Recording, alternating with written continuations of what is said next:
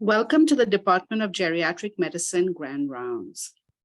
Before I introduce our speaker, I have a few housekeeping items. This CME activity is sponsored by the Hawaii Consortium for CME, a joint venture between the Hawaii Medical Association and the John A. Burns School of Medicine, University of Hawaii. At this time, please enter the name and credentials of everyone viewing Grand Rounds for CME attendance purposes. As a reminder, evaluations are required for CMEs. You will find evaluations by following the link in the chat at the end of this talk or at any time on our website or email advertisement. Your comments are very important to the planning committee and will be used to plan future programs. As you know, all sponsors of CME are required to execute a conflict of interest policy. Speakers have to disclose any real or apparent conflicts of interest that may have a direct bearing on the subject matter of the program. Dr. Wen has disclosed that she has no relationships with commercial supporters that could be a conflict of interest. It's my great pleasure to introduce our speaker for today, Dr. Aida Wen. She's an associate professor in the Department of Geriatric Medicine at JABSOM, and she is also the program director of the Geriatric Medicine Fellowship Program. She serves as the medical director at a nursing facility. She's the founder and currently the vice president of the Hawaii Medical Directors Association. She's board certified in geriatrics and palliative care. She's also a consultant for Aloha Care Health Plan in the Division of Long-Term Services and Supports. She is currently the principal investigator for a HRSA grant called the Geriatrics Workforce Enhancement Program, or GWEP.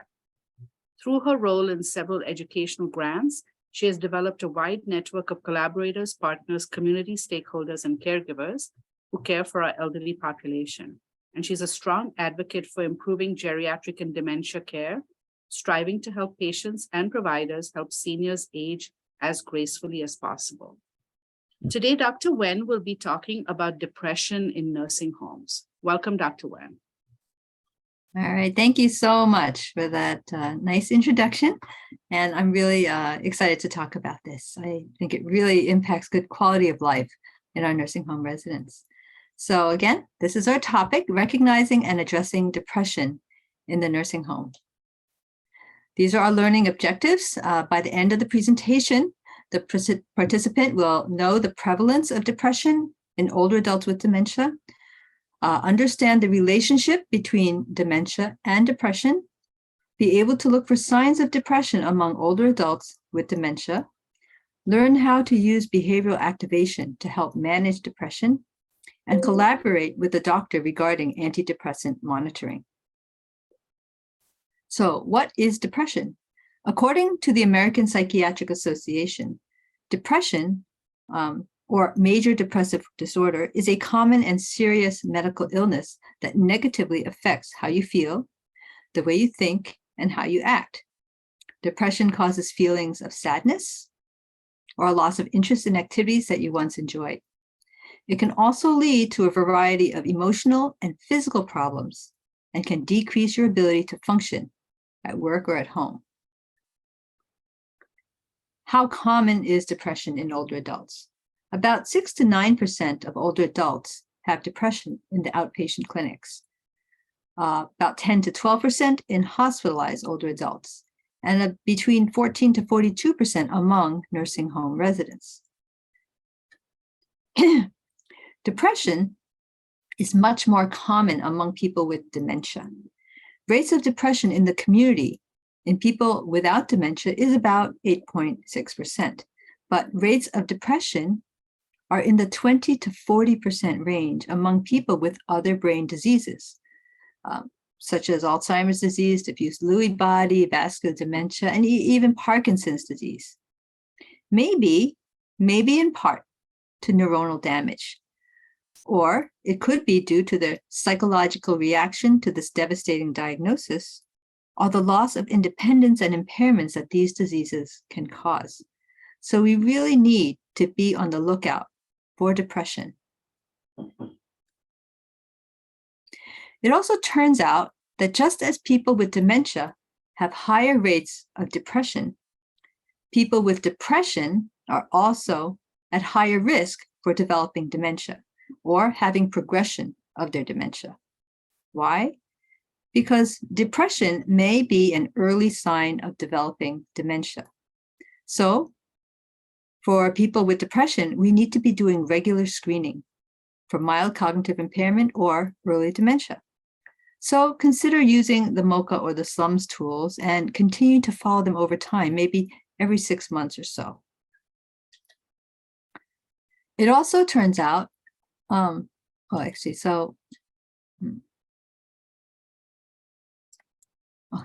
sorry. Yeah, so diagnosing and managing depression is also important with regards to its impact on disability.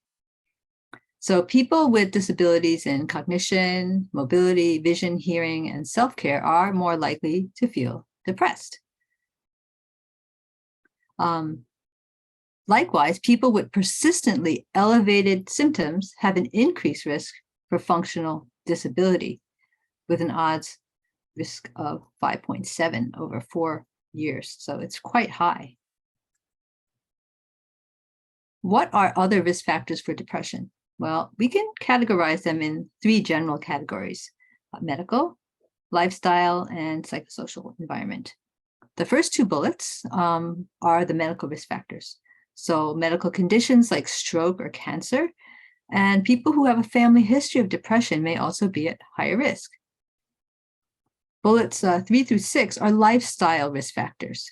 So if they have functional limitations and unable to do their ADLs, and difficulty engaging in other activities, people with stress, including caregivers, and sleep problems or lack of exercise or physical activity. And the last 2 bullets are psychosocial environment risks. So having social isolation or loneliness and addiction or alcoholism also put you at risk for depression.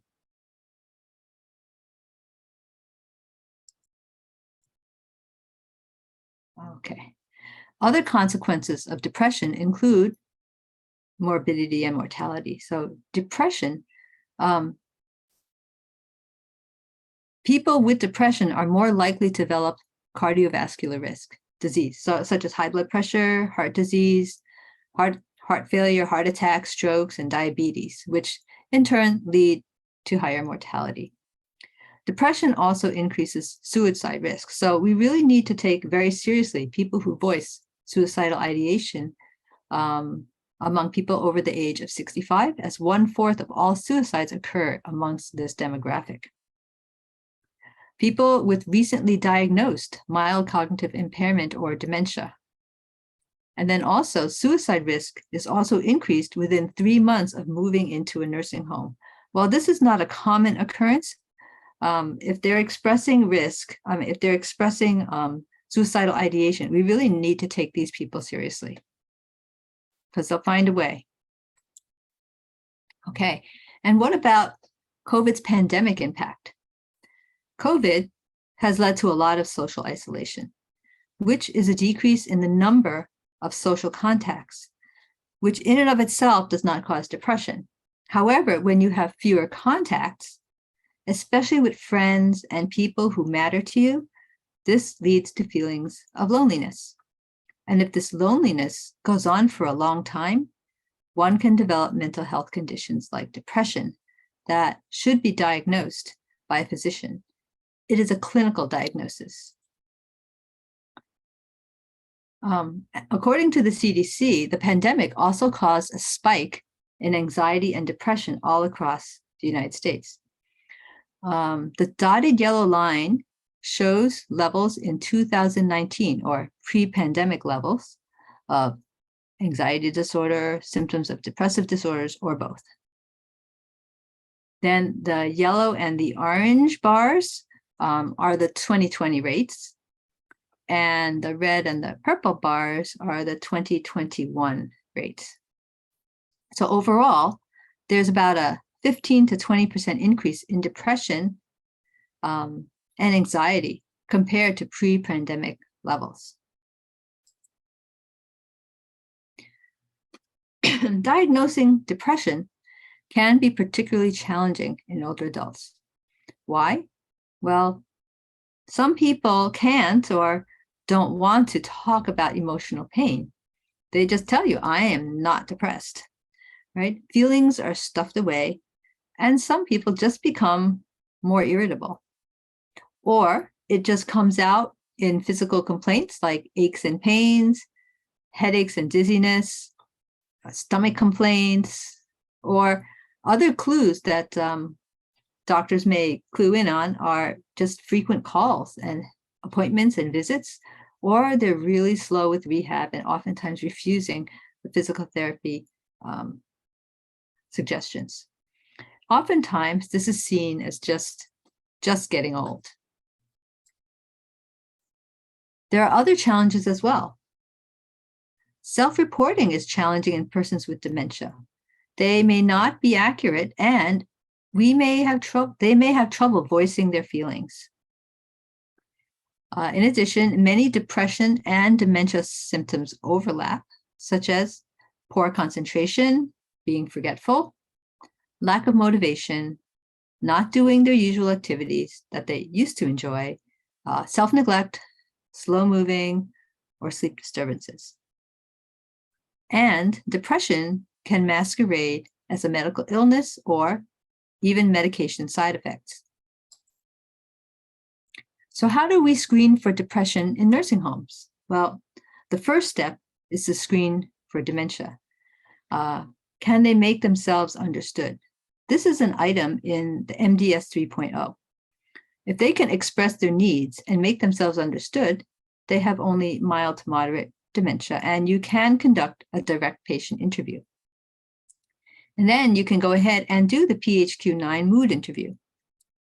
If they are rarely understood, then we need to do the PHQ-9 OV, or observation. This is a staff informant interview that is based on staff observations. So if they can make themselves understood, you should try to ask the residents directly. Here are some strategies to make that PHQ-9 interview more effective. Sit at eye level position, have good lighting, eliminate all distractions, turn off the TV or the radio, have a cue card on hand, which can help the resident more easily quantify the frequency, or hold their hand if it will be comforting for them, and show that you are supportive and speaking clearly and loudly. So what is the PHQ-9 asking for?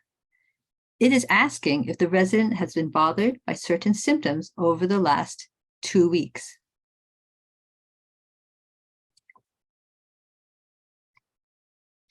So you go down this list, right? And you check off no or 0, 0 for no or 1 for yes, and a 9 for no response.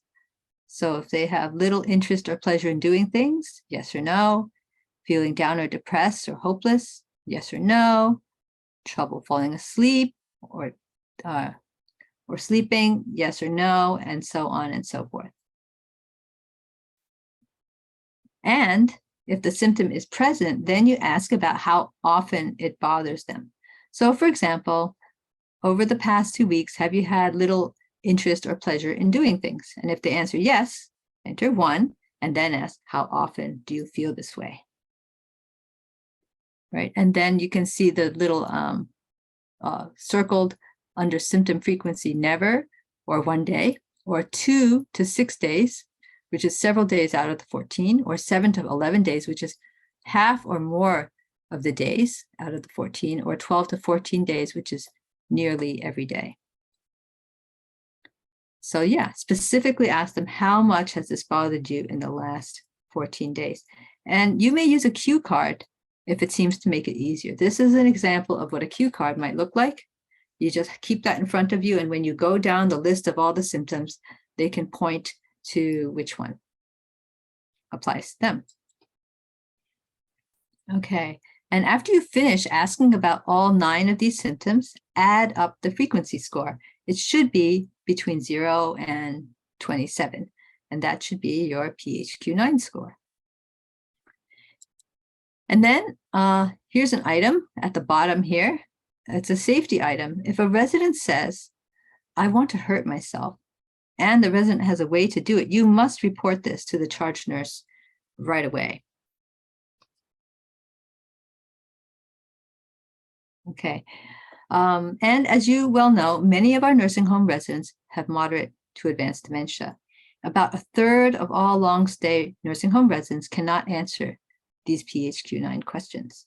So we need to turn to staff who know the residents best. We should be interviewing staff from all shifts, not just one. And we need to make sure we ask them in a private location.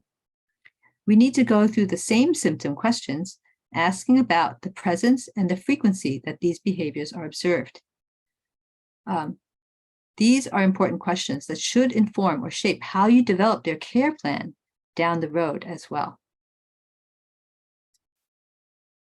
So you add up the PHQ-9 frequency scores and consider their comments about depression or suicidal ideation.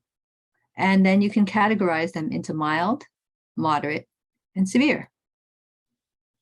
So, for example, PHQ-9 of 0 to 9 and does not admit to depression or suicidal thoughts, that's mild. Moderate is PHQ-9 score of 10 to 14, or they admit to depression or suicidal thoughts, and PHQ-9 score of 15 or higher, or already a current diagnosis of major depression puts them in the severe category.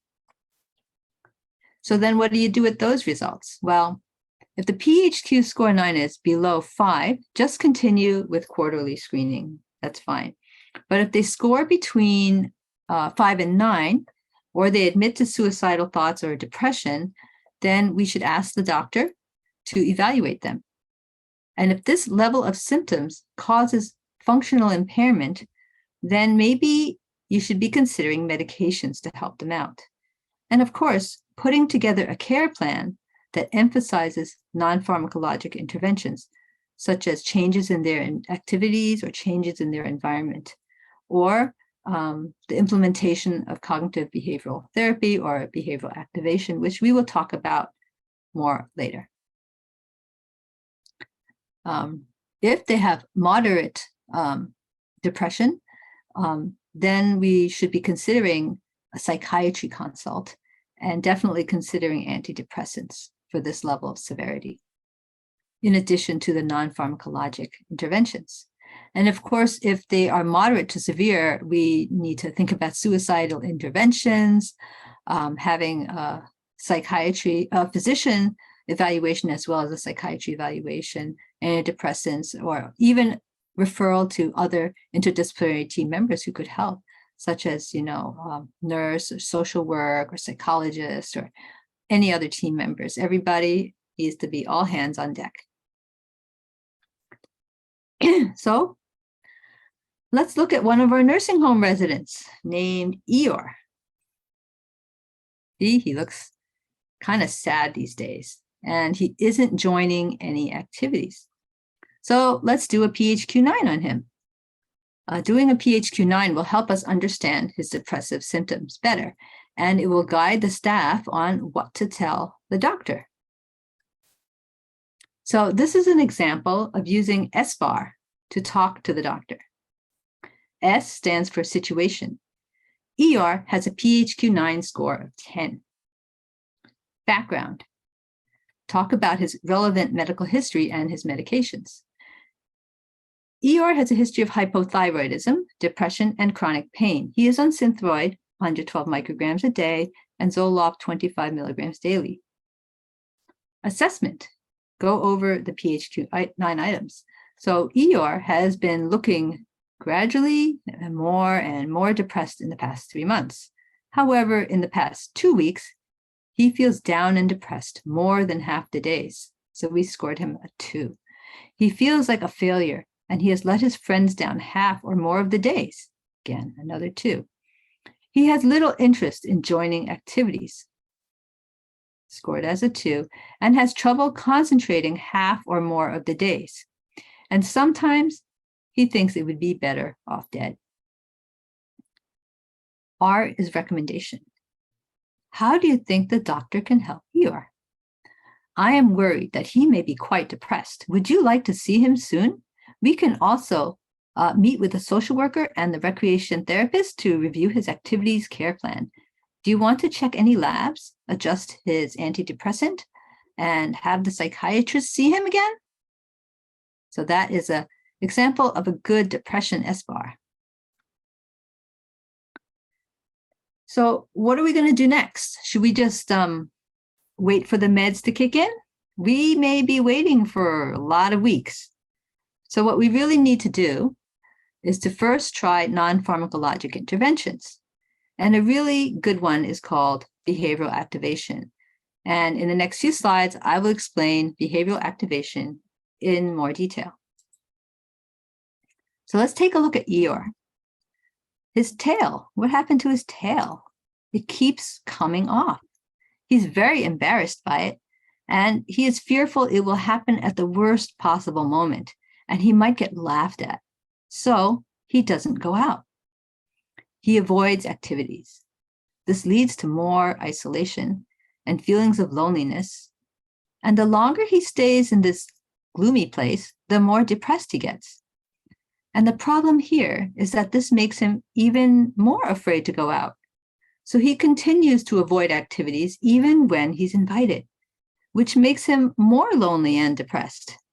And on the cycle of negative reinforcement goes. So what is behavioral activation? Behavioral activation is a cornerstone of psychological treatment for depression. It is a type of cognitive behavioral therapy that breaks the cycle of negative reinforcement. It is a switch to positive reinforcement. It is an outside-in approach that starts with planning pleasant activities that boost mood. And it works for everyone, whether or not they have dementia. Even works for people with advanced dementia. So here's Tigger. He says, I have a great idea to cheer Eeyore up. So Pooh responds, great, let's plan it for Saturday afternoon. So what is Tigger's big idea? Well, take Eeyore bouncing. Why? It's his favorite thing to do, and it always cheers him up. The problem is, this is not something Eeyore enjoys at all. Pooh has another idea. He knows that Eeyore likes thistles, so he plans a picnic at the thistle patch. So don't just plan activities you think are fun, or just plug him into some group activity that everybody loves, and he would love it too. You really need to personalize this and make it person-centered. If they don't like the activity, they will hate it, and they will refuse to go to more activities. If you take the time to help them do their favorite activities, activities that mean a lot to them, improved mood should follow. So what are the steps to behavioral activation? Well, first we have to plan, right? We have to ask family and friends about pleasurable activities, and then make sure that these are things the resident likes to do. Don't just take Eeyore bouncing because Tigger likes bouncing and wants to do it with him, right? Take him to the thistle patch, right? Or find something else you like to do together. The activity needs to be individualized and person-centered. We need to schedule it in. We have to schedule daily, not just once a week or something like that. It has to be a scheduled daily activity. And you have to include details like the day, the time, how long, with whom. Identify all the barriers such as feasibility or how realistic this is, and then find ways to overcome them if possible. And then importantly, we have to evaluate it, right? Is this activity helping them with sleeping? Are they less negative in their vocalizations? Are they moaning less? Are there any other behaviors that we're seeing?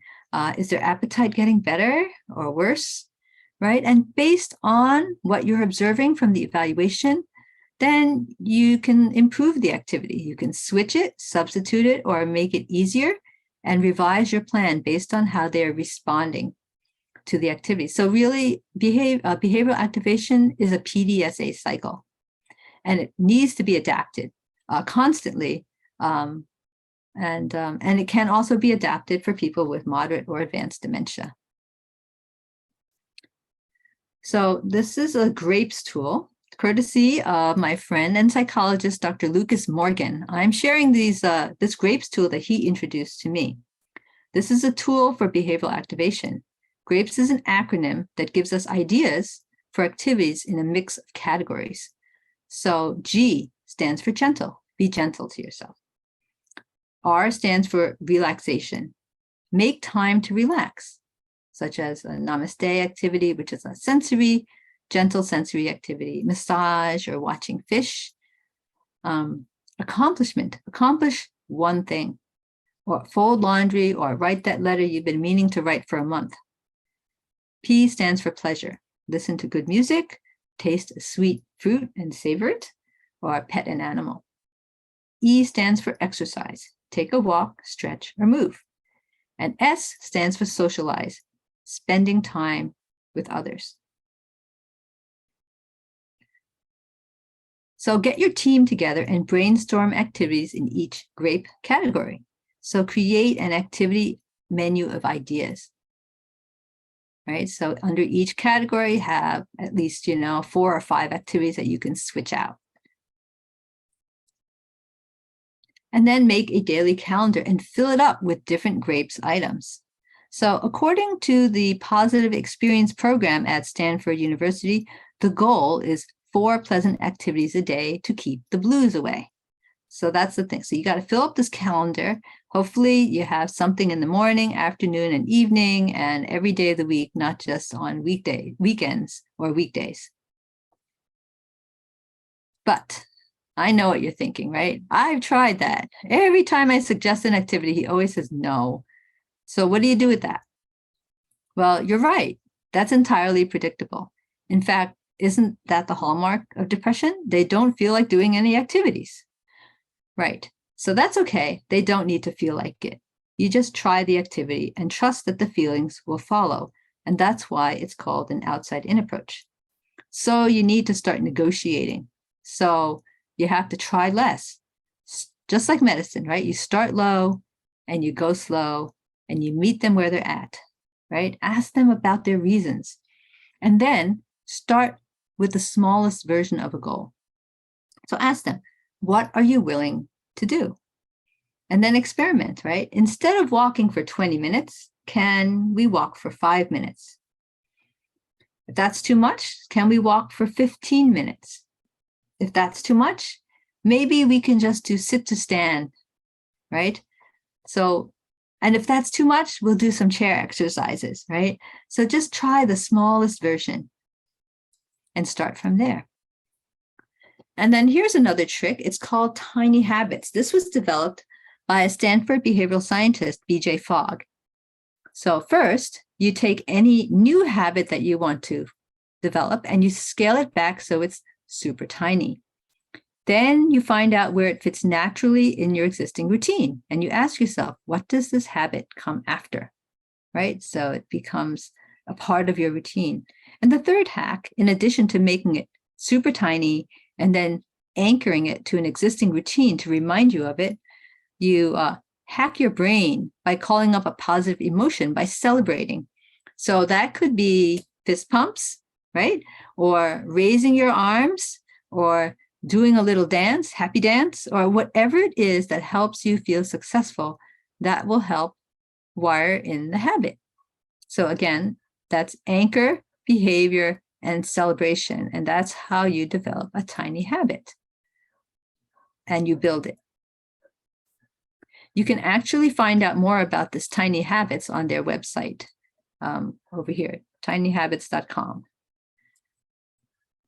Okay, but as you can imagine, depression can be like a big boulder, a big rock that is hard to push over the hill.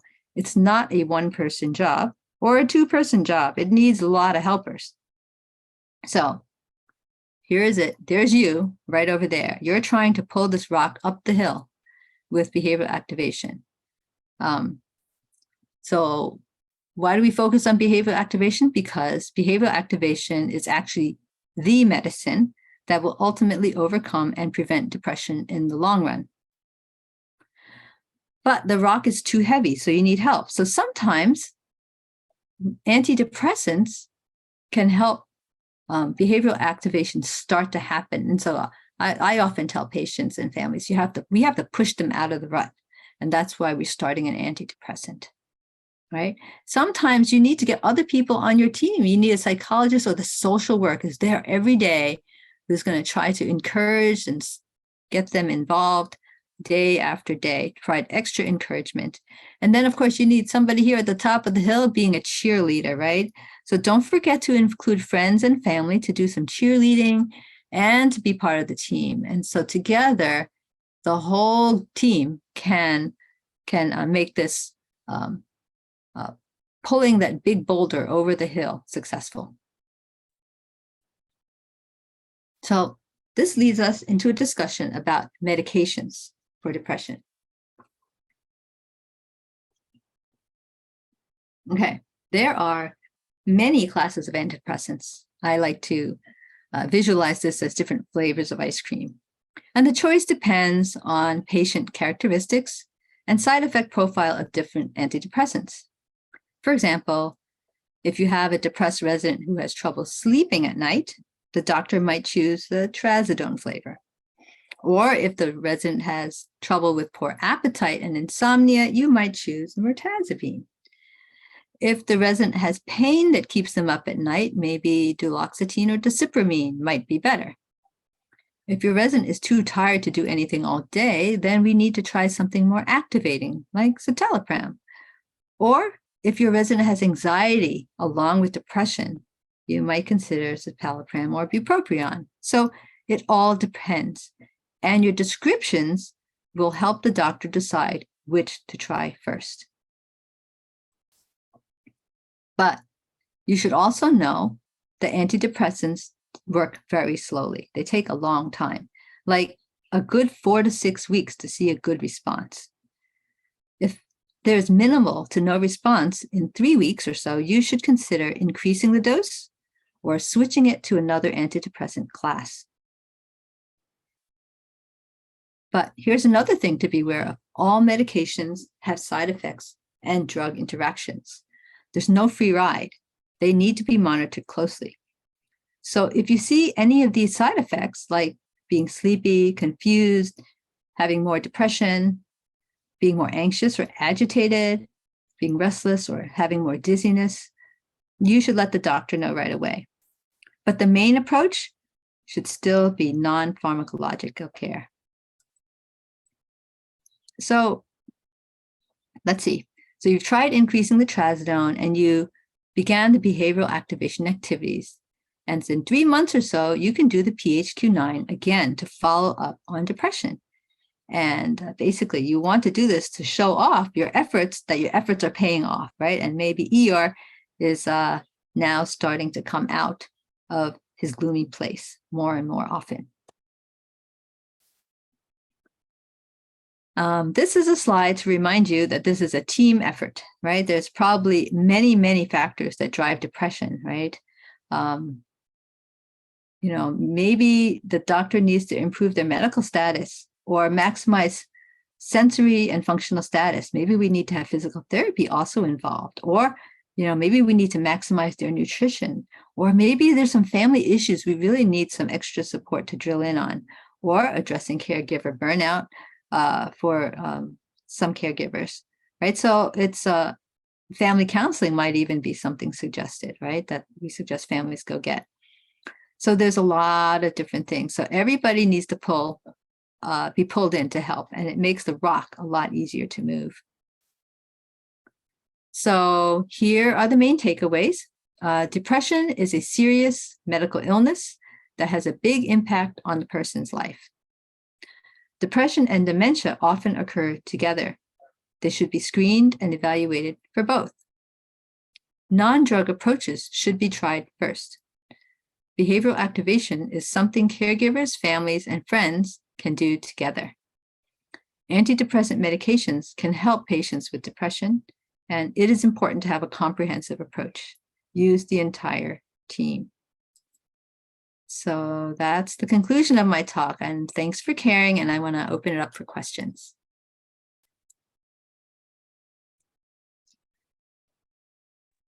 Dr. Wen, thank you so much for that very informative presentation. Are there any questions? People can either type them into the chat box, or you can just unmute yourself and go ahead and ask the question yourself.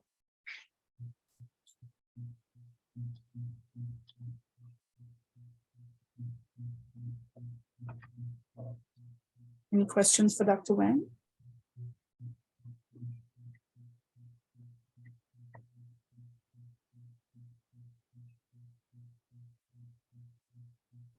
You know, I actually, go ahead, Cody. Hi, Dr. Wood. Thank you for that talk. It was really good. I like the doodle with the hill. It's so cute. I have a question that I've seen lots of nursing home patients kind of go through these changes in emotions and interaction with all of those loneliness factors as well when we had to isolate for COVID precautions. Especially when the patient themselves were positive. Are there any tips that you would give taking care of the patient who's COVID positive or needs to be in isolation when there's not a lot that we can change about exposing other people to them or getting them out to interact or even exercise sometimes? It's been really hard.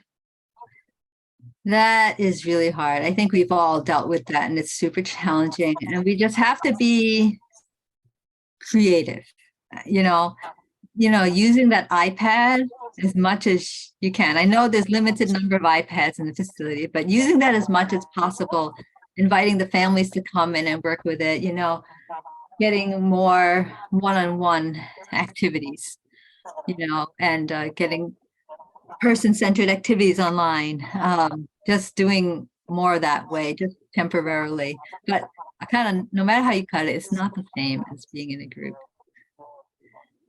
It's hard.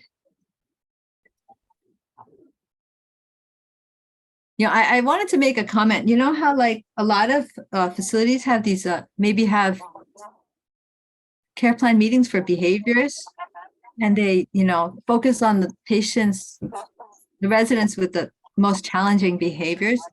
Sometimes we kind of, because they may not be as troublesome, people with depression kind of can get lost on the sidelines. So I like to actually, when we have our behavior team, it's for, it's the sort of our behavioral health. We address not just agitation and, challenging behaviors, but we also address people with depression and positive PHQ-9 scores. And the part of the care planning that we talk about as a group, as a team, we also talk about how do we, what kind of activities are going to work for this behavioral activation, put it into that care plan as well. So let's not neglect them, just because their behaviors aren't as challenging. Let's also address those and see if we can move the needle.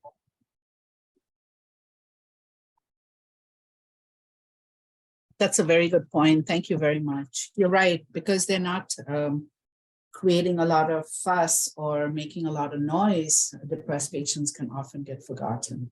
Very good point.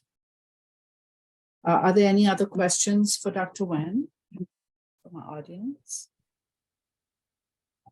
Please feel free to unmute yourself and talk, or you can type it in the chat box if you prefer.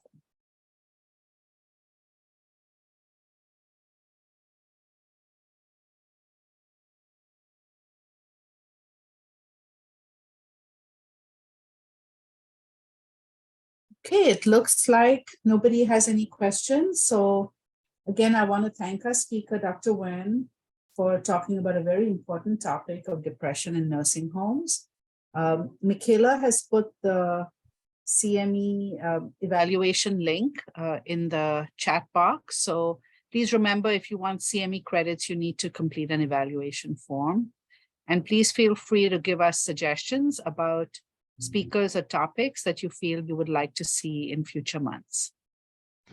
If not, then yes, Michaela. Just as a quick reminder, we have our CME at JABSOM completing at the end of the year. So if you have been applying for CMEs, please follow the link on our advertisement.